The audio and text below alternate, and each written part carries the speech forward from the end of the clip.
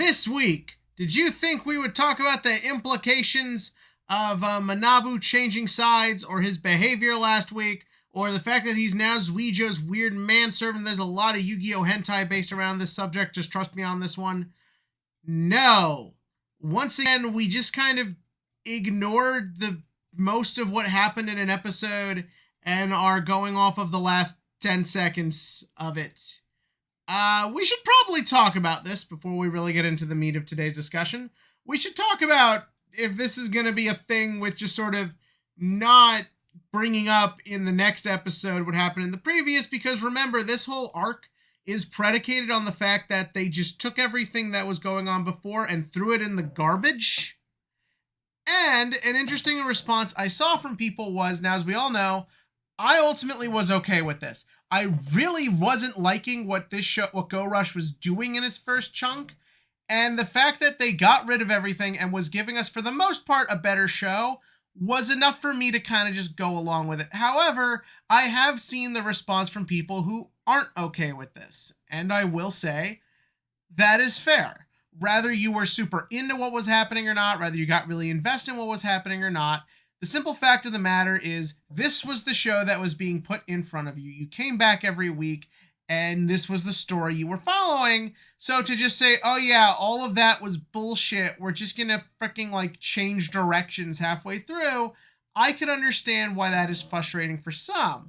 So to see this episode not continue the main point of the previous one, as you are supposed to in what is supposed to be an ongoing narrative, and instead to basically just throw that away, thus putting the mentality in our heads that they may never actually address the fact that Manabu is Zuijo's manservant now ever again, or the fact that Manabu did get violent and sadistic during the match.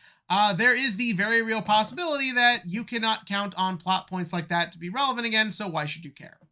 I don't actually have an answer for this. I really don't. I will just say, though, I did enjoy this episode quite a bit. There's a couple things that are a little annoying, but it's not necessarily this episode's individual fault, but we'll talk about this. So this episode opens with a scene I really like with the two main antagonist brothers sitting together having breakfast. The younger one just straight up asks the older one what was going on, and something I like is that the older one, Ryugu, I can remember his name because they say it every 5 seconds. Something I liked is that Ryugu didn't do the typical bad guy thing. He didn't come off as just strong and evil and masculine, being like, ha, it's nothing. It is not your concern. I'm serious and I'm angry all the time. No, the way he talks to his brother and the way they present him is much more brotherly. He kind of makes his face like, oh, I'm sorry that I did something weird and it bothered you, but don't worry, I'm okay now. And it almost sort of presents itself as he doesn't really want to lie to his brother, but doesn't want to tell him what's really going on either. So he's sort of darting around it, coming off as sympathetic and understanding, but still keeping his secret. And I think that's a good way to, for lack of a better term, for a guy who's probably not human, to humanize him. He does have this side to him that isn't just evil xenophobic asshole, that when it comes to his brother, he can show shades of being a person. And we'll see that at the end of the episode too. This also humanizes the younger brother. Now, yeah, he's talked about just being the sidekick the whole time, but you see that a lot in these shows, and I don't feel it really gives the character any sense of depth. There does seem to be this obsession in anime with the concept of a character who just surrenders their beliefs and individuality to their master to be a loyal servant, and well, these characters never really overtly work for me. I do kind of need characters to have agency for me to care about them, and in one episode, they gave it. This guy, whether he necessarily agrees with everything going or not, is standing by his brother, and it feels like he's doing it of his own free will. He isn't doing it because he's given up his ability to make decisions. He's doing it because this is family and that's what you do. There is a difference when presented correctly, and I felt like this was. He feels like he has to do his part for Onichan, and he's just gonna do that. Which results in that he notices that the sky aliens are spying on them, and they have some sort of idea what's going on here, and they're gonna go tell Yudias and crew.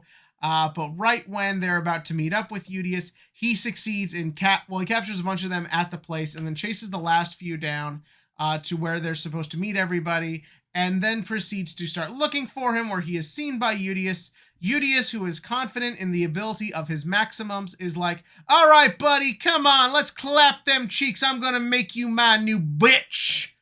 I wish Yudias talked like that. That'd be so cool.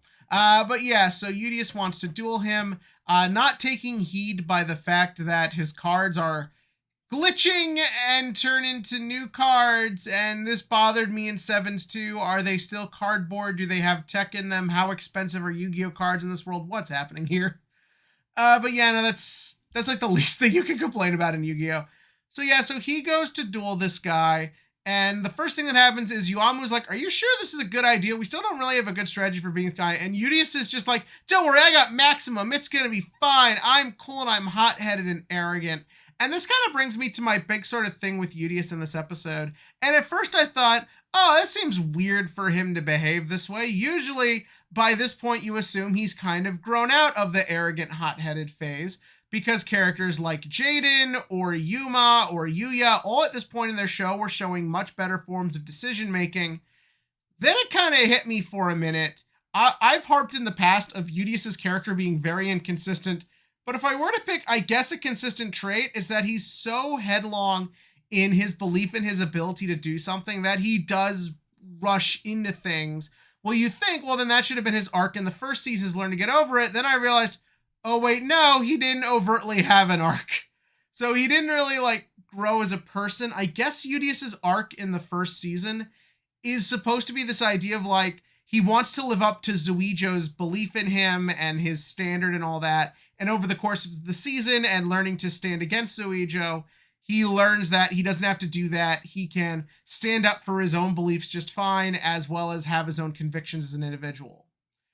I mean, that's good. It was done well, but it does mean that effectively he is still just kind of arrogant and jumps in. And I just kind of feel like a year into the show, usually the protagonist is a little bit smarter than them. You may complain about Yuma being kind of a goofball the whole show, but I kind of felt like you felt his progression was a lot more stable than this. But yeah, no, so then they duel, and the big sort of thing that ends up happening with the duel is that when Yudias is about to summon the maximums, the glitching gets worse, which activates Kaizo, who comes out of his coma just so he can simp for Yuamu. No, he comes out, runs to Yudias, smacks the cards, which restabilizes them and turns them into new monsters, to which case I'm like, Judge, my opponent literally changed cards in his deck. Also, Judge, slow playing. That is how this guy wins the duel. Okay, I know the main reason he was letting Yudias take his time is he is not overtly interested in the duel. He's mostly just looking for Sky Alien. But yeah, no, so Yudias gets new maximums, sends them in, and then continues the really nice tradition with maximums of not using them in the conventional way. Instead of just being the new boss monster that's going to win the new duel, he actually did have to think of creatively and use the cards a lot more interestingly. And hey, we got this version's equivalent of Soul Exchange or Monarch Stormforth. That was kind of hilarious. And then he wins with just the one thing just getting pumped up, and that was the duel. And I appreciate it, and overall, this was a fun duel. But obviously, the big kind of thing that went on was that at one point, he like shooted his cards like a boomerang, continuing the Yu-Gi-Oh logic of physics does not apply to Yu-Gi-Oh cards, thus capturing the one Sky Alien. And as he's being taken away by the MIK, we see that even though he lost the duel and is in trouble, he still kind of succeeded and got what he wanted and is able to continue hiding Ryugu's secret, thus leading to actually a really nice climax and making this character feel a lot more interesting. I do have questions though, like how does that giant tablet work? Like, does it only take our heroes when they lose to duels with maximums? Does it specifically have to be a maximum attack? Why is there a giant stone tablet? What is going on here? Why is it when the MIK arrest this guy, even though they know that Yudias and Yuamu are rebels, why do they not just shoot them? I have so many questions, but I can live with it because I feel like what we're getting in the meantime is worth it enough. I want to see what happens now that this guy has been captured but has Sky Alien. I want to see if our heroes start piecing things together, and I feel like they're doing a good job of making Ryugu feel like a good bad guy. The fact that keeping his secret is so important, it essentially led to an entire episode that ended on it, I think is good build up, and I want to see what happens next. And overall, I did enjoy this episode and am excited to see where it goes, and hopefully they'll fix the Manabu thing. But what did you think about this episode? Give me your thoughts in the comments section below. And as for the TCG question of the week, so what's it called? Wild Riders got revealed or spoiled today. For those of you who wanted to build Vanquish Soul, I'm so sorry for you. Oh God, making like 5 of the cards ultra. What a fucking bitch move, Konami. Also, no collector's rare Miscellaneousaurus. I thought for certain that one would get it along with UCT. Really weird. I know Hungry Burger is also a collector's rare. People are bitching because they don't want to pull it, but I kind of want a collector's rare Hungry Burger. I'm not going to lie. But yeah, give me your thoughts on the reveals. Were you hoping to build Vanquish Souls and now feel screwed over? Give me your thoughts about that below. And as always, click to like, click to subscribe, and join me next time to see if the tablet takes people away again.